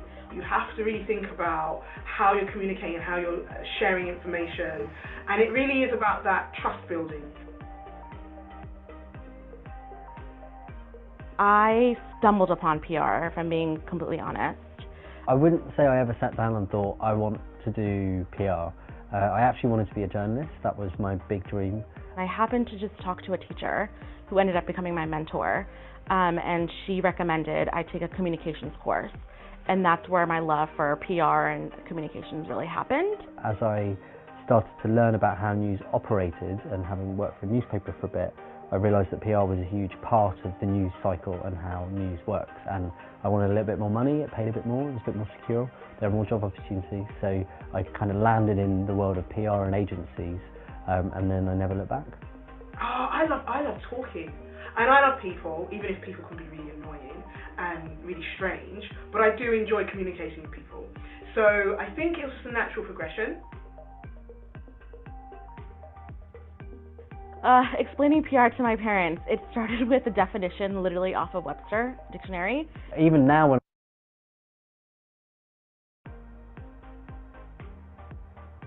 one thing I would recommend any student to do is get into networking. I don't think we're taught that enough at university in this country. Start networking before you leave university, and just be in the environment of the industry that you want to work in. I think if you're young today, you've got a massive advantage on a lot of people who are in the industry, in that you've grown up with phones in your pocket, you've grown up with the apps that we've all had to learn about. So I think if you're a student today, it's looking at those platforms and at the content that you're seeing and thinking, how is this coming to me, how is this being shaped, and how could I be part of an ecosystem or an industry that creates that kind of content. Right, thank you very much. So that is all I have time for you today. I hope you feel a little bit more informed about what public relations is and how you can start a career in it. So to recap, a thriving PR professional is someone who is good at communicating, has a creative mind and approach to things, and also has a keen interest in the media. So I'll do my best to answer any questions you might have, so please shoot. I see that, you know, there are some things that have been posted in there, and I'm not sure if that's during the time that I was talking or after. So yeah, if you have any questions that do spring to mind after today, though, I'm sure you can reach out to Pathway CTM to pass them on to me as well. Yeah, no, definitely. We have a few in here if you have some time to just quickly answer a couple. So the first one is, how long is the apprenticeship and are you guaranteed a job after? So hopefully I answered that at some point in the presentation, but essentially it's 18 months, so 15 months training, 3 months being assessed So you are showing that you have all of the knowledge, skills and behaviors of a PR and communications assistant. That's what the program is really focused on. And then at the end of it, if you think about it in the fact that the employer has invested in you financially and also resource-wise and time-wise to train you up, they do want to keep their apprentices on afterwards, to build with them, to, you know, get promoted. Some of our apprentices even get promoted during their apprenticeship because they've proven to their employer that they aren't just an assistant, they really are part of the team. So yeah, I would say a lot of the time, 75% actually is the stat. 75% of our apprentices stay on, but if not, you know, it could be that you have chosen not to stay on. It could be that you started in PR through your apprenticeship in an in-house organization, but you want to do agency instead, and vice versa. Great, thank you. And another question, can you do journalism and PR, and which one is more stable? Oh, so which one is more stable? It's been said that PR could be more stable just because there are more avenues that you can go down. So journalism is very much focused in the news, and you are working in the news, and that's kind of it.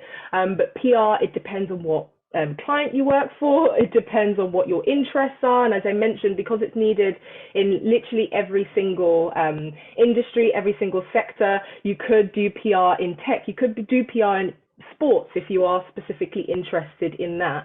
There is an agency for everything, so that would be my answer to that. I wouldn't say which one is, you know, better than the other, but I have heard from people who have done both, who have done the sort of changeover from one to the other, that there are just more avenues within PR. Yeah, no, definitely. Cool. Could you still go into PR if you didn't take the exact A-level options shown on screen? Yes, absolutely. Absolutely. So that's why I try to mention, you know, if you have any specific different subjects that aren't in that list, that's fine also, as long as you can sell it, as long as you can say that I like writing. And I always encourage that anything that you're doing outside of school as well, that's what we look for. You know, even if you're doing fundraising, you are showing that you think outside of the box, okay? If you worked to fundraise for a specific charity, how much did you raise? What sort of things did you do to fundraise? Did you plan an event? Did you sell cakes? Do you have a blog, for example, and how is that blog doing? Can you send us the link? You know, just things that show, that make you stand out from the crowd, essentially. So it's not just the subjects, that's not the be all and end all at all. Yeah, and going back to the conversation we had earlier, with the creative industry, you often do need to do a lot more than just the academics. Like getting your A-levels, fantastic. Getting a degree, fantastic. Doing an apprenticeship, fantastic. But it's the things outside that make you stand out. So setting up that blog, managing YouTube channels, social media channels, any work experience, coming on to days like this, perfect. Yeah. So all those things make you stand out that little bit more and give you a little bit more against the rest of the people that are applying. It makes you stand out. So yeah, 100%. Do you have time for one more question? Yeah, no, go for it. I have time. So do you have to sign a non-disclosure agreement for every company you represent? Yes. So it likely will be in your contract, your employment contract that you sign at the beginning. You know, it's similar to if you were going into the legal industry. You likely will have to sign certain things to make sure that you don't divulge any details from the clients that you're working with. So yeah, it's similar to that essentially. Yeah, but some are a little bit more stringent, I guess, than others. Great. And just one final one. Someone's asked, how do you find out the apprenticeships? How do you find out what apprenticeships are available? So just going back. So are you sharing something after this with everyone who has attended, by the way? Because I could share the government apprenticeship website, and on the government apprenticeship website you can see all of the apprenticeships available in the country, and essentially it shows you, you know, you can type in the specific industry that you're interested in. So if you type in PR, if you type in communications, digital marketing, whichever ones that interest you, you can see kind of what opportunities come up, and I can share the link with you just so you can hopefully be checking that periodically, especially if you're coming towards the end of your studies, if you're in A-levels, or even if you are coming up to the end of your GCSEs and you actually think, I don't want to do A-levels, I would like to do a level 3 apprenticeship instead. It will also be on the same government website. Yeah, no, I will share that link Amazing. when we send out the certificates at the end, and also the link to our website, which also has loads of apprenticeship opportunities on it as well. So thank you, and thank you, Stephanie, for coming along and sharing that with us. Thank you for having me. This is good, and hopefully I was hoping I'd see a few more faces, but I know that you're listening because you're obviously posting all of the questions, and I appreciate that. Yeah, no, great. Thank you so much. Thanks very much. Bye. Okay, so now we are moving on to a journalism section of this. So let me just get my PowerPoint up and going. Give me 5 seconds. So I know lots of you asked questions throughout the day about journalism. So we thought we'd put this bit in at the end just to go over those questions. And I studied journalism at university and explored career options within it. So I know what it's about. So I can hopefully answer some of your questions today. Hold on 1 second. My laptop is being slightly slower.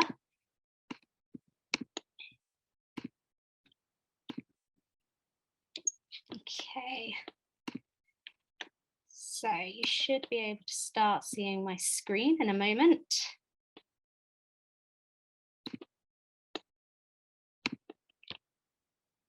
Cool. Great. I'm presuming everybody can see my screen. Yeah, we can. Perfect. Okay. So journalism. So where it all started and how I got into it. So I studied English, art, and psychology at A-levels. I knew I really loved writing and I really enjoyed that. I really enjoyed my English lessons, but also I knew I was quite creative through art. And I always enjoyed like photography and filming and that kind of side of things. So I just kind of knew that was an avenue I wanted to take. I didn't know exactly what I wanted to do. But that was when I started exploring my options, went to university open days and discovered journalism. I also had my own blog. So talking about these extra things that you can do to make yourself stand out. I had my own blog, which I started up on a site. I think it's called Blogger. And it's a really simple website to use. You can also use WordPress as well. That's quite a common one. Both really simple websites to use. I kind of did my own designing around it. I designed my own logo. I designed like what I wanted the pages to look like. But again, really recommend Blogger if you want to do that, because it's really simple and lays it all out for you, because I didn't know anything about websites or coding or anything like that when I was younger. So that really helped. Blogger doesn't cost anything. It's free. That's why I used it. You can pay for better versions, but you don't need that. I never paid. The only thing I did pay for was my own URL, which cost something like £10 a year. So I had my own URL rather than having Blogger in the URL. I had like, I think my blog was called Neve's Life. It doesn't exist anymore. So, so it was just that. I then, getting on to Betsy's question, I then used social media to help get my blog around. So I set up social media channels specific for my blog. And I think I got up to, when I was running it, I got up to about 2,000 followers, which is pretty good for a small blog that I only ran for I ran for about 4 years in total, and would share just things. So I wrote about like lifestyle stuff, my course, like study things, fashion. I kind of just kept it very open because I didn't know what I wanted to go into really. So I just kind of wrote about everything I could think of.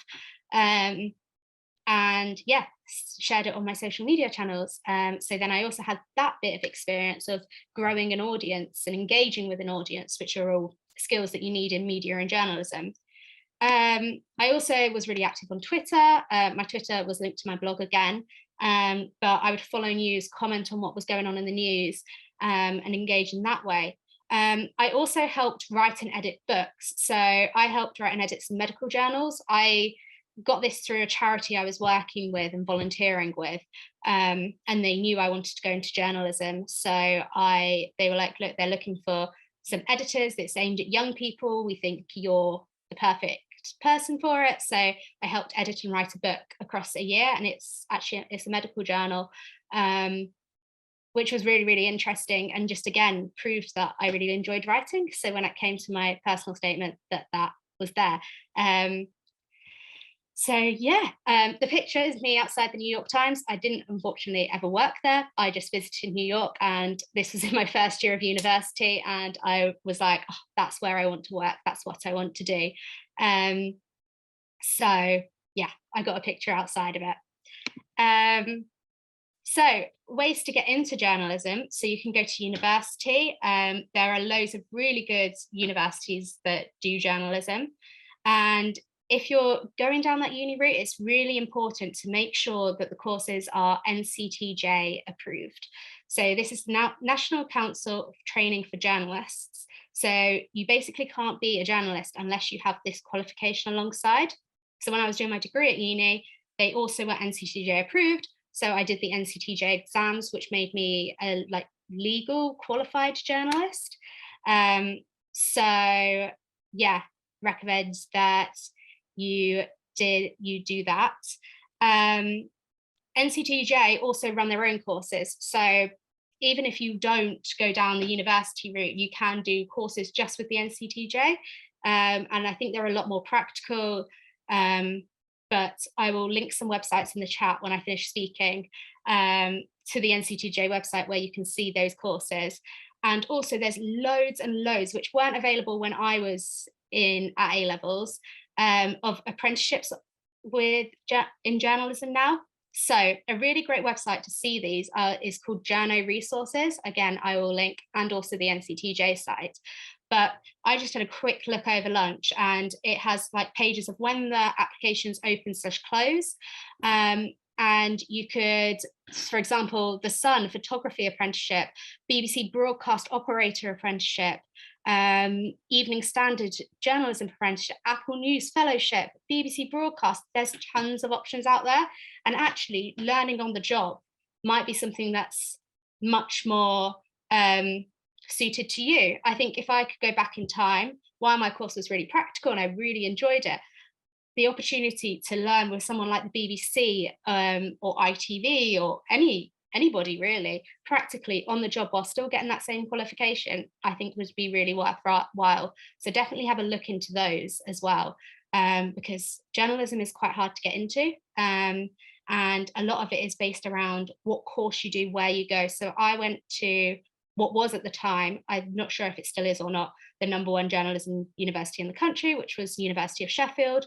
So that name carries quite a lot of weight if I was to go into journalism. But if you get in with, say, the BBC on an apprenticeship, you're set in journalism, because that's such a big name, and it's all about connections and things like that in journalism. But yeah, I will link both those websites in the chat if you are interested at the end.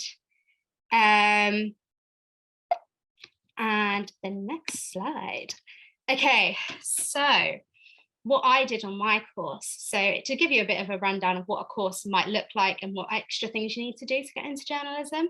So I did TV. So we had our own TV studio at my university where we'd broadcast news day. So everything from behind the scenes, like sound operators, camera operators, to the presenters. I know some people were asking about that. So yeah, you got turns presenting and learning how to present, which was scary in front of your whole class, but also very, very worthwhile if that's something you want to get into, because it's a great place to practice. We also did radio. So as you can see by one of the pictures with the green lines, we used like industry standard technology, which is called Burley. It's basically like a radio editing site, and it's what every major radio station kind of use. and you got to write it out, like write what you would say, you got to insert the clip, like again, like using, that's why it's so important to get courses that are NCTJ approved, so you have access to this technology, and you're learning what you'd actually put into practice. And then obviously if you went down the apprenticeship route, you'd be using this and learning how to use this if radio was something you wanted to get into. We also did online, so we all the writing, learning how to put it up on site, and as well as like how to promote it in social media. So lots of different options there. We also did a magazine, which was, I think, my favorite module when I was at uni. So we got to create a whole magazine, start to finish, like literally the branding through to the written content, through to advertising. We got to do everything, which was really, really interesting. We also did news days, which were assessed. So we'd run as a real news outlet. So we had a site, an active site, and an active radio station as well. And we would, run as a news outlet for the day. So you'd have your editor at the start, at the front of the room, telling you what stories are going live. You'd be a journalist. You'd be out. I learned in Sheffield, so I'd be out on the streets of Sheffield interviewing people, and just getting a feel and a real buzz for what an actual newsroom is like. We also did things like court reporting, so getting to go into court and seeing, and like watching court cases and reporting back. We did our NCTJ exams, which are very, very stressful, but they're the basis. So you do them in law, court reporting, ethics, video journalism, online platforms. There's a whole range of NCTJ exams that I took across my 3 years. And you study and you get those. Ethics, really, really important. So you get a book. It's written by Tony Harkup. So he's like a massive name in journalism, and he wrote this ethics book. So we had him as a lecturer. We were very, very lucky for my first year, and then he retired. But you learn all about the ethics of journalism and surrounding it and interviewing people. And that is so, so important. So especially in the modern day and journalism then. Also, I did quite a lot of getting extra work experience and placements, and doing that. So in my first year, I got to go to the Fierce Women in Media conference through my course, but you can also, I think you can sign up, so keep an eye on it. It was in Manchester when I was in my first year, and I don't know if it's even still running, but it was run by the BBC, and it was all about women in media and how to become a journalist and you got to hear from really, really great and inspirational speakers. And so I'd really recommend like looking at those conferences for journalists and stuff, especially while you're studying or wanting to get experience, because you can network and speak to those people directly, which is really, really good. I also did a placement. My placement wasn't in journalism because this was my third year. I knew I wanted to take more of a marketing route. So I got a placement at a charity, and I worked on their communications and marketing and content that they put out. So I did like video work and wrote for their magazine and different things like that.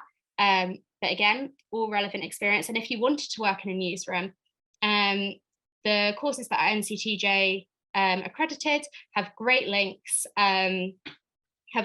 To all different areas of journalism, and there's tough applying for work experience, but you do have those options. And I know at Sheffield we had a dedicated careers woman who would put all of the links in for that. So yeah, really, really good. Hello guys. Hi, bye guys. Hi, are you okay? Thank you. Fine. Cool. So yeah, I got to do loads over my experience, so I will just go through and answer a few of your questions because I've seen them coming in and I don't want to have missed any. So I'm thinking of studying English literature at Sheffield as possible option of undergrad study. Can you go into journalism from there? Yeah, you can do English and then go into journalism. That's a very common route. You can either then go on to do your NCTJ exams directly with the NCTJ, or you can go on and do a master's, or you can go out and get work experience. Like, I'd recommend while studying English literature, you're looking at work experience. I know Sheffield is very good for getting work experience, so constantly look for those opportunities, and try and gather as much work experience as possible. So then when you finish, you can go straight into a job, and then do your NCTJ exams alongside. That would be good. Ruby, is it true there are very limited in the high paid job roles in journalism due to the competitiveness? I'm not going to lie, journalism is very, very competitive. You have to be very cutthroat. You have to be very, very good to get into the industry. And you also have to have those connections. But in saying that, it is very possible. I know people who've gone into journalism, and you do have to start at the bottom, but you can work your way up and you still get a decent enough salary. I wouldn't say it was awful, but it's never going to be a salary like say if you went into like finance or engineering, but they are still good salaries. And if it's what you love to do, it's finding that balance. And yeah. So any other questions? What kind of degree would you recommend for marketing or PR? So I work in marketing now. I did journalism. You can do marketing degrees. I think you can even do PR degrees. PR, I'd really recommend doing a PR or journalism degree. My friend works in PR. She did the same course as me. And it really, really helps because when you're speaking to those journalists, you know exactly what they want and you know how to structure a story exactly how they want. So doing a course that's relevant would help. But also, I think in any creative role, as we've said so many times today, do what you enjoy, whether that is in an apprenticeship route or whether that is in a degree route. Just do what you enjoy and then get that extra stuff along the side, because it's the extra stuff that makes you stand out. So I know someone was like, oh, I want to do history at uni earlier. If you want to do history, go do it. But then if you want to get into journalism, for example, think about the extra stuff you can be doing alongside, and also think about the skills you've picked up in history that you can apply to the skills in journalism. So your writing skills, being able to think logically and coherently and structuring things. Just think about all those transferable skills, because that will stand you in really good stead. What advice would you for getting into fashion journalism? Okay, so this was actually a route that I really wanted to do when I was at A-level. I was really interested in fashion journalism, and I even considered a master's in it. So I'd say for fashion journalism, you need your basis of journalism, and I'm sure there are definitely apprenticeships in fashion journalism now. I think fashion journalism is one where connections really count. So going to a university or doing an apprenticeship that allow those connections would be really important. I'd also say get as much experience as possible. The magazine industry, really, really competitive. So even if it's just like a local magazine, see if you can get in and write for them, or local newspapers. It's just building up a portfolio. And also for fashion journalism, definitely have a blog, be talking about fashion, know what's going on in fashion, Instagram, TikTok, all those things. Just keep really up to date, and then build those connections through whatever route you take. But yeah, I think I've answered majority of your questions, which is good timing because we've got 9 minutes left and I've got a few more things to do. But I'll give you a few seconds. If there's any other last minute questions, feel free to pop it in the chat, and I'm happy to answer them. But while you're doing that, what I'm going to do is I'm going to share the polls, the end of polls. So, you answered them at the start, same again, just answering them at the end. So let me get them launched. Hold on a second. Cool, that should be coming up on your screen now. So following today's session, which route are you thinking of taking after leaving school or college? And the second question, following today's session, how much more informed are you about the companies you met and the sector? So I'll give you a few minutes or so to answer those polls. Let me know in the chat box once you've done it, so I can see.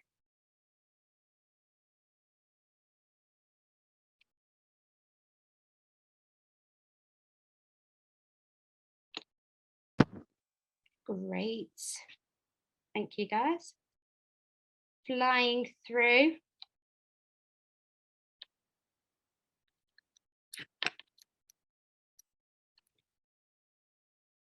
Cool. Just going to stop sharing my screen for a second because we also have another thing for you just to answer. I've popped it in the chat box. It's a type form to just some more questions to ask you about the session. So if you can fill that out, that would also be great. The links for the journalism stuff, I will link all in your certificate so you've got them and they don't just disappear. So yeah, I will make sure they're sent out with the certificates along with the government website for apprenticeships and our link to our website for apprenticeships. So they'll all be there. Great. Just sharing the screen again. So thank you everyone for all those answers. So we've still got quite a few people considering university degrees and degree apprenticeships, which is great. A couple still not sure yet, but that's fine. You've come along today, you've gotten more informed, and that's what it's all about. And yeah, you should be very proud of yourselves for doing that, because without coming along to these events, you might be less informed. So it's good to just have all the information. Following today's session, how much more informed? So yeah, the two answers were, oh, so much more, I'm glad I came. Yeah, quite a bit more, it's been worthwhile. So it's good. Thank you guys. I'm going to close those polls now. Great. Cool. So yeah, thank you for joining today. It has been great answering all of your questions and hearing what you guys are interested in. I will send out the certificates this afternoon, as well as all of those links, so you'll be getting those. In half an hour on Instagram, half an hour or so, the winner of the pizza tonight will be announced. But any further questions, feel free to email us on student@pathwayctm.com, or reply to when the certificate gets sent to you. That is also an email address you can come to. Also follow us on Instagram, Twitter, TikTok. All our information about other events like this, work experience, apprenticeship opportunities are all there. So definitely go check those out. But yeah, thank you everyone.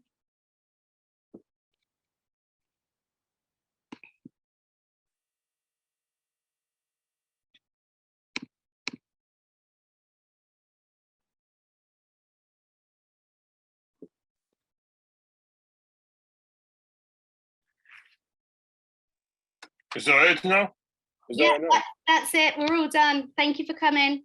Thank you very much. I thought it's at 3 o'clock. I thought it's at 3. 3 o'clock today, 3 o'clock. No, it's 2 o'clock today. Oh my god, right? 2 o'clock. Wait, I got a link sent to me late. No worries. It's recorded, so you'll be able to watch it back. But would I still get a certificate or no? Yeah. You will. Okay. If you came in late, that's fine. Do I get Thank the you. security too? Do I get the security too? Yeah, you'll Do get I the get one too? certificate. Yeah, you will. I'll email it to you. Okay. So I didn't know it was 10 to 2 today. 10 to 2 o'clock today. I didn't know. Oh, yeah, no, it was said Oh. on the event. We just had one less employer today, so we had to cut it short. But thank you for coming. Is there one tomorrow? Yes, it's on tomorrow, 10 till 3 tomorrow. All right, next week. Yeah, tomorrow. Is there one next week? Is there one? There's not any of these next week because it's end of half term, but for majority of schools. But go check out our events on our website. There's plenty more to sign up to. Okay. Well, guys, have a very lovely evening. Hope you have a lovely evening. Yeah, you too. Thank you. What are we doing tomorrow? You won't see me. You'll see Max tomorrow. Thank you very much. Have a good day. Thank you. Bye. Thank you very much, guys. Bye, guys. Bye. Can you send me the email now, please? Yeah, I will send it. About tomorrow, please. Can you send me the email about tomorrow? Yeah, it will About- definitely be with you by tomorrow, but it should be with you by this evening. So don't worry. Yeah, it should be by me this evening. Okay, bye. Bye. Have a good evening. See you guys tomorrow. Oh. See you tomorrow. Bye. Guys. Okay. Thank you, everyone. Bye.